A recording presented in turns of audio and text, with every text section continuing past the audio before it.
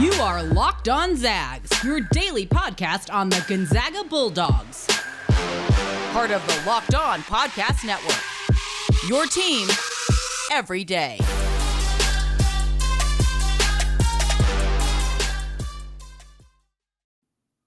What is going on, y'all? Welcome to the Locked On Zags podcast, part of the Locked On Podcast Network. I am your host and longtime Gonzaga podcaster, Andy Patton, moving over from Zags Score and taking over here at Locked On. I want to thank all of you for making this podcast your first listen of the day, whether you are new to my show, new to my content, new to Gonzaga basketball, new to podcasts, whatever it may be. I appreciate you being here, taking a listen. I also appreciate those of you who are watching on YouTube. We have been on YouTube for just over a week now. The goal is 200 subscribers before Gonzaga and Duke square off on Friday evening, Black Friday. Going to be a great game. I'm very close to hitting that 200 subscriber mark. So please, please, please, if you haven't yet, hit that subscribe button. Go to Locked On Zags on YouTube. Sincerely appreciate you all checking it out. Happy Thanksgiving to those of you who celebrate, to those of you who are listening to this on actual Thanksgiving. I appreciate it. Today is not only Thanksgiving Thursday, it is another edition of AndyLocks, the parody of Goldilocks that we've been doing for the last month or so, where I take your hot takes or your cold takes or your just right takes, and I grade them, let you know whether I think they're too hot, too cold, or just right.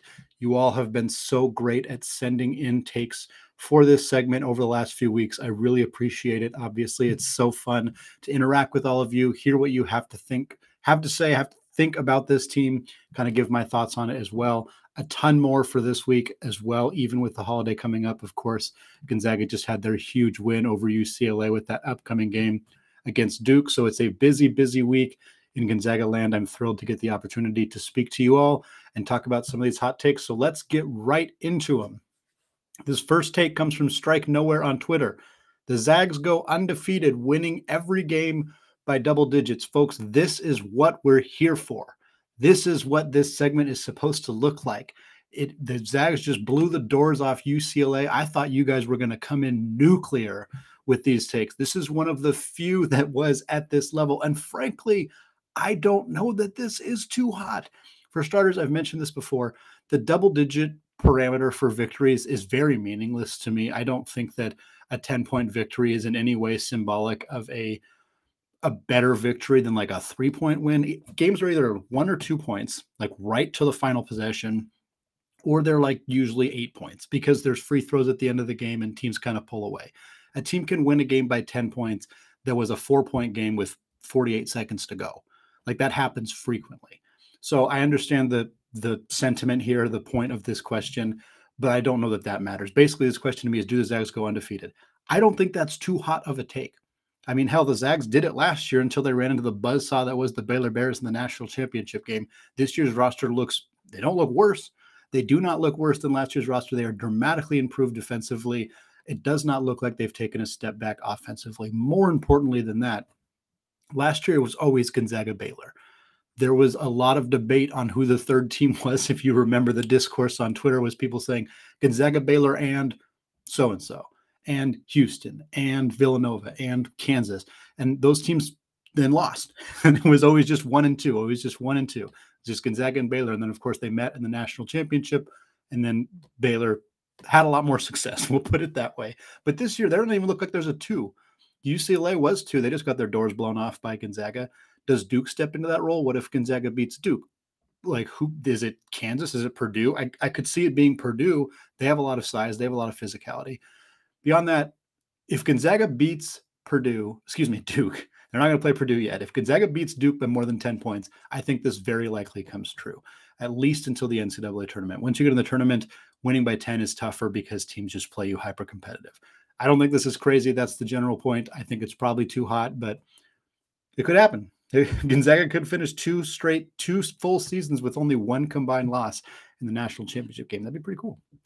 Next up, this one comes from Corey Bishop on Twitter. He says, Gonzaga brings home the Cousy, Malone, and Kareem Abdul-Jabbar position awards at the end of the year. Of course, the Bob Cousy Award is for point guards, Karl Malone for power forward, Kareem Abdul-Jabbar for centers. The representatives for Gonzaga would be Andrew Nembhard, Chet Holmgren, and Drew Timme respectively. Probably too hot, but barely. I don't think this is crazy. I think the hardest one's going to be power forward, and it's not because Chet Holmgren's not super elite and not going to be a top 3 pick in the NBA draft. It's because he's competing with Kofi Cockburn and Paolo Banchero, two really, really talented guys. I think Drew Timme is going to win the center award. I think that Andrew Nembhard now has a much, much better chance of winning the point guard award. After this game against UCLA, the big talk around the town has been that he is the best point guard in college basketball going into the season. It wasn't as widely accepted, I guess, that belief. I think a lot of people thought it. A lot of Gonzaga fans certainly felt that. But now that he's done this on a big stage like that, he's a lot more likely to win that award. I still don't know that they'll get all 3, but I don't think it's crazy. Next up, Gonzaga lands 2 players on the first-team All-American list from Mark via Gmail. This is almost too cold. This is almost too cold. I think this is very possible. Now, again, first team specifically is difficult. That is a difficult ask. But again, Drew Timme could do it. Andrew Nembhard could do it. Chet Holmgren could do it. I think those are the only 3 guys who have a realistic chance at first-team All-American. But 2 of them doing it is possible. I don't know that it's likely, so maybe I should say that this is just right as opposed to too cold. But I think that it's doable. Next up from HeavyDew44 on Twitter, Zags have 3 All-Americans. See, now we're talking. Now we're cooking with gas. Now, again, this one doesn't specify first team. 3 All-American first teams is almost certainly not going to happen. I just don't think that the committee would vote to have 3 first-team All-Americans from the same team. But amongst the first team, second team, third team, yeah, I think 3 is absolutely going to happen. I'd be surprised if it didn't, frankly. So it kind of depends on the specifications here, but I think Gonzaga will have 3 or more players named All-Americans in some capacity, but probably not more than 1, maybe 2 on the All-American first team. The last one here in the first segment, despite foul trouble in the first half, Chet comes back in the second half to shine over Paolo and blocks 3 of his shots. This is from Navy Zag on Twitter. I love how specific this is. Everyone else in this category went very, very broad. This one is hyper specific. That means it's almost certainly not going to happen in that capacity, just because hyper specific predictions are really, really hard to get right. But could I see Chet getting in foul trouble against Duke? Yes, they have more physicality than any team Gonzaga has faced this year and probably will face, at least until the NCAA tournament. They have 2 really big, beefy dudes who are going to cause a lot of problems. Banchero, hyper-athletic guy, could probably get Chet into some foul trouble. But also, Chet blocking 3 of his shots doesn't surprise me. Wouldn't surprise me, I should say. Now, Banchero likes to play away from the rim a little bit, so that makes it harder for Chet to actually block 3 of his shots. This super specific prediction, probably not going to happen, so I got to say too hot, but I don't think it's crazy either. I think something like this could certainly happen. All right, first segment down, talking takes, talking All-Americans for the Gonzaga Bulldogs. Second segment, we're going to come back, answer more, or I guess grade more of your listener-submitted hot takes. Before we get there, though, let's talk about PrizePicks. All right, college football fanatics, have you heard about PrizePicks? PrizePicks is daily fantasy made easy. I love this app, and I know that you will too. PrizePicks is a leader in college sports daily fantasy. They offer more college football props than anyone in the world and offer all the star players from not only the Power 5 schools, but your favorite mid-major programs as well. New users that deposit and use the promo code LOCKEDON will receive a 100% instant deposit match of up to $100. PrizePicks allows mixed sport entries, so you can take the over on Chet Holmgren combined with the under on Patrick Mahomes in the same entry. Use the award-winning app on both the App Store and Google Play. Entries can be made in 60 seconds or less. It's that easy. Don't hesitate. Check out prizepicks.com now and use promo code LOCKEDON, or go to your App Store and download the app today. PrizePicks is daily fantasy made easy. All right, second segment, still Andy Patton, still Locked On Zags, still talking listener-submitted hot takes, discussing whether they're too hot, too cold, just right. We call it AndyLocks. It's a parody on Goldilocks. Let's keep going. This first one comes from Lucas Porter 8 on Twitter. He says, Gonzaga and BYU are both undefeated for their matchup at the Kennel in January. So I'm going to say this is just right. Again, Gonzaga being undefeated is a topic we've already discussed. Being undefeated into January would give them a very good chance of being undefeated into March. If we're being honest, they have to get through Duke and Alabama and Texas Tech in order to get there. That's not an easy task, but if they do, Pretty good chance they're undefeated by the time they reach that BYU game. For the Cougars, they would have to beat Creighton and St. Mary's. Those are both winnable games for BYU, without a doubt. In my mind, they obviously have other games on the schedule as well. Those are the two most difficult ones. So I think this is very possible. I don't know that I would say that it's likely, but it's pretty possible. It's borderline too cold. I think there's a pretty good chance that this happens. That's going to be a heck of a game regardless. Next up, this one's from John via Gmail. He says, Gonzaga will be a 1 seed, but BYU will also be a 4 or a 5 seed. So yeah, John submitted some very nuclearly hot takes about BYU before Gonzaga's games against Central Michigan and UCLA. He walked back a few of them, said, hey, I just want to talk about how good BYU is. I said, yeah, we can do that. So BYU, this is probably borderline too cold. BYU at this point looks absolutely like a 4 or 5 seed. I don't know that they'll be higher than that. Being a 3 seed is really hard. They'd probably have to not lose a single game except maybe one to Gonzaga. That would be the way that they would be at a 3 seed or a 2 seed even. But if they only lose 1 or 2 games for the rest of the season, there's a pretty good chance, or 3 maybe games for the rest of the season, there's a pretty good chance they end up as a 4 or 5 seed. I think that's very realistic. This team has earned a lot of respect. The coaching staff has earned a lot of respect. Barcelo's a stud. I think this team will be viewed favorably by the committee. I think there's a really good chance they end up as a 4 or 5 seed. Next one, this one comes from Lucas Porter 8 on Twitter as well. He says, Tommy Lloyd takes Arizona to the Sweet 16 in his first year as head coach. Love it. It's weird rooting for Arizona. It's weird being a fan of the Wildcats. I mean, it was happy. We were all happy when they beat Michigan because we can all universally agree to root against Michigan. So that was easy enough. But going forward, it's going to be a little tough to root for Arizona, but we love Tommy Lloyd. Happy for him. They're off to a fantastic 5-0 start. He's looked great as a coach. Umar Bala looked great as a reserve center for them. It's fun to see Zags succeeding in other places. I absolutely think Arizona's a Sweet 16 team. Now, will they make the Sweet 16? It's harder. There's a lot of teams that deserve to be in the Sweet 16 that don't make it. And first-time head coach in the NCAA tournament, you could understand if maybe there's some mistakes, some things that he learned from going forward. But it also wouldn't shock me. Mark Few made the Sweet 16 in his first year as a head coach. It can happen. So I'm going to be watching this really closely. I'm saying that this is just right because I think it's not necessarily easy or a foregone conclusion. Nothing is when you get to March, but it's definitely something that could happen. This next one comes from Mark via Gmail. He says, Gonzaga faces the Arizona Wildcats in the NCAA tournament this year. The committee places both teams in the same bracket for the sake of TV interest and drama. Yep. Could absolutely see this happening. You mentioned TV interest and drama. Also, geography is a factor here. They don't always adhere to that. Obviously, that wouldn't be good for TV interest and drama if they always just put the teams that are located in the same area on the same side of the brackets. But it is often a factor. And if Arizona plays well enough to get a 4 or 5 seed, they're going to probably, if they get like one of the top 4 seeds, they're going to be placed on the West Coast. Gonzaga is almost certainly going to be the number 1 seed in the West Coast at this point. So I could absolutely see this happening. Absolutely see this happening. Now, the teams would then still have to face each other. Arizona's probably not going to get an 8 or a 9 seed. They're probably going to get higher than that. So they got to win a couple games if they want to face Gonzaga. Gonzaga obviously has to win a couple games as well, but I could definitely see this happening. And last for this section comes from Christian via Gmail. He says, a Baylor versus Gonzaga rematch at some point in the NCAA tournament. Again, trying to predict, we can't predict what the bracket's going to look like, obviously, up to this point. I don't know whether I could see the committee trying to put Gonzaga and Baylor. If Baylor's anywhere above a 4 seed, I could see them trying to put them as far away from them as possible to hope that there's a rematch in the championship. But who knows? Maybe they'll put them on the same side, try to see if we can get them to face each other in the Sweet 16 or the Elite 8. Baylor's got to play up to that level. They're going to be a tournament team. I got no doubt about that. They're probably going to be a top 6 seed at worst. 6 seed is probably the worst that they'll be unless they have some very epic collapse. But it's hard to know whether they'll actually play each other. This is probably too hot, but it's another one of those things that could definitely happen. It's November. Who the heck knows how the NCAA tournament's going to shake out? But I would love to see if Gonzaga had their path to the championship goes through both Tommy Lloyd and Scott Drew again at Baylor. That'd be fun. It'd be a little nerve-wracking, but it would be fun.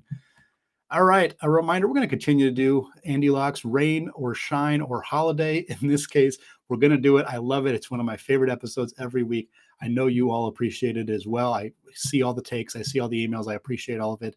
Please continue to support the podcast, support AndyLocks, support the YouTube channel. Go hit that subscribe button. We're going to come back in the third segment. We're going to talk about more of your listener-submitted hot takes and grading them. Before we get there, though, let's talk about BetOnline. BetOnline is back and better than ever. BetOnline has a new web interface for the start of the NBA and college basketball seasons and features more props, odds, and lines than ever before. BetOnline remains your number one spot for all the basketball and football action this season. Head to our new updated desktop or mobile website to sign up today and receive your 50% welcome bonus on your first deposit. Just use our promo code LOCKEDON to receive your bonus. From basketball, football, NHL, boxing, UFC, right to your favorite Vegas casino games, don't wait to take advantage of all the amazing offers available for the 2021 season. BetOnline is the fastest and easiest way to bet all of your favorite sports. Today's episode is also brought to you by Built Bar. Built Bar is the best tasting protein bar ever, plain and simple. It's a protein bar that tastes like a candy bar. Built Bar has 9 delicious flavors, including some all-time favorites like raspberry, mint brownie, peanut butter brownie, coconut, and my personal favorite, salted caramel. Of course, Built Bar is not only great tasting, they are healthy too. Most Built Bar flavors have 17 grams of protein, 130 calories, and only 4 grams of sugar.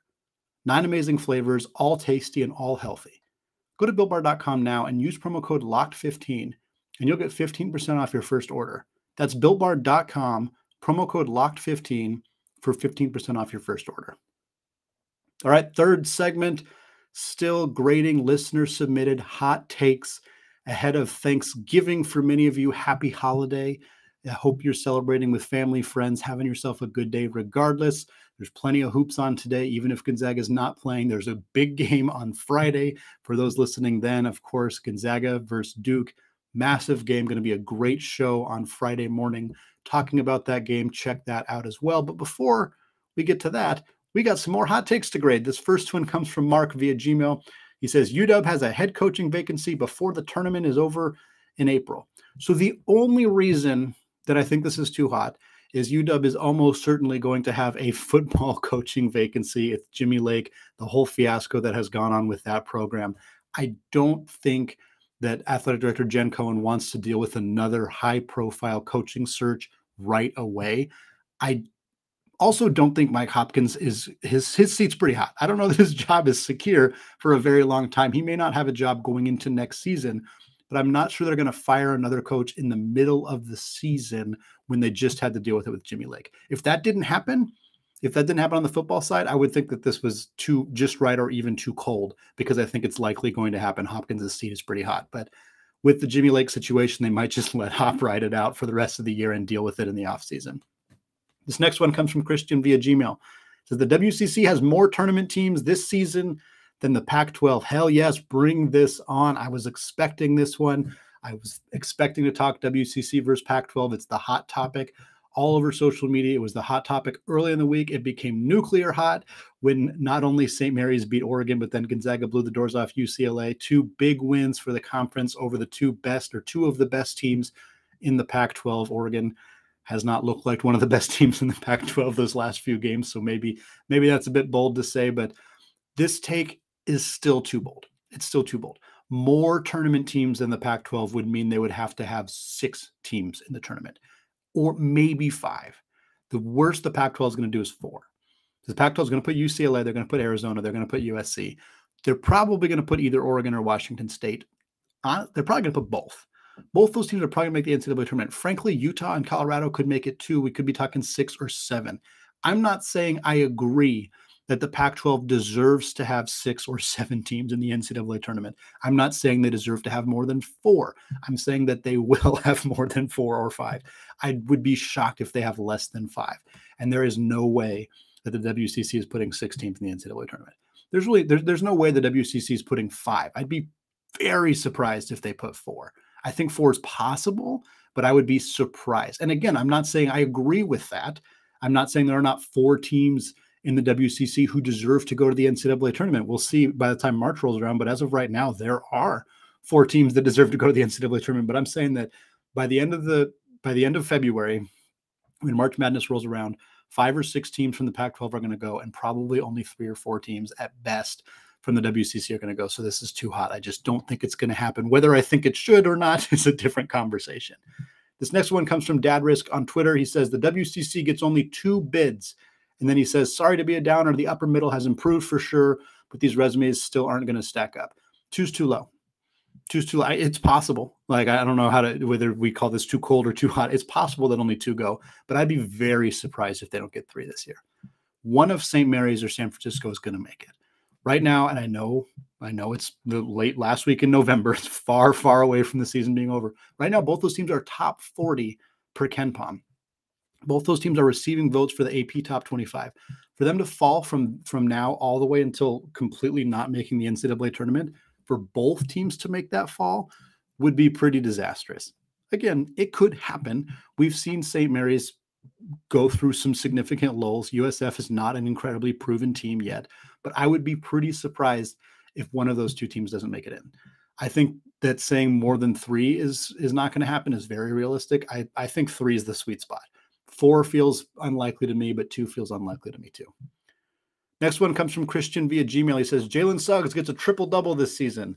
I love it. I'm going to say just right. I don't know that this is going to happen. I don't know that I think it's likely to happen, but I definitely think it's possible. It's absolutely possible. He's put together some really nice performances. The scoring has been his cross to bear in the NBA up to this point. Really just the shooting. He's not shooting the ball well. He's had stretches where he's looked really good. He's had stretches where he's looked really bad, but he's still getting a lot of rebounds. He's still distributing the ball well, and he's still scoring over 10 points per game. So there's going to be a night where he puts it all together and gets close. I could see him getting 15, 8, and 9, 21, 7, and 9, something like that. But it wouldn't shock me if one day when Orlando's either getting beat badly or winning a game, by a lot, and he's close, and they're like, oh, let's let him play another 6 minutes in the fourth quarter where we'd otherwise rest him and see if he can grab that extra rebound and get there. So this is a great hot take. I think this is definitely possible. And the last one, another one from Christian focused on the Zags in the NBA. He says, Brandon Clark gets traded. And he says, it's wishful thinking on my part. Yeah, this isn't going to happen this year, but it might happen next year. Brandon Clark next year is the final year of his rookie contract. That's a lot of the time when teams have to make the decision on whether they want to invest in a player for their future. Memphis has seemed to make the decision already that they're not hyper invested in Brandon Clark's future as a Grizzly. They have been playing him out of position. They've seen his minutes drop precipitously from where he was as a rookie. And even as in a second year, his numbers have continued to decline despite the fact that his performance hasn't really declined. They're playing him out of position. It doesn't seem like they have a fit for him on the roster in the role that he's best suited for. I doubt they trade him this year. It could happen. It could happen. I'm more inclined to believe that they're going to try to trade him pretty aggressively either this offseason or next year during the regular season. All right. Thank you all for indulging the AndyLocks segment. I appreciate it. Happy Thanksgiving to all of you who are listening to this on Thanksgiving Day. Happy upcoming Black Friday and happy Gonzaga versus Duke Day. JJ Jackson from the Locked On Blue Devils podcast joined me earlier today in a pre-recorded episode that you will get to listen to on Friday, discussing all things Duke, all things Paolo versus Chet, all things Coach K and Coach Few. Super, super fun conversation with JJ. I'm excited for you all to get a chance to listen to that. It's, of course, going to be available on YouTube, which you can hit that subscribe button, try to get me to 200. It's going to be available on podcast forms as well. Finally, thank you again for making this show your first listen of the day. Now is a great time to make your second listen of the day, the Locked On Bets podcast. Locked On Bets is your daily one-stop shop for all of your gambling needs. It is hosted by your boy Q with expert analysis and insight from Lee Sterling. Thank you all for listening. Happy Thanksgiving, and go Zags.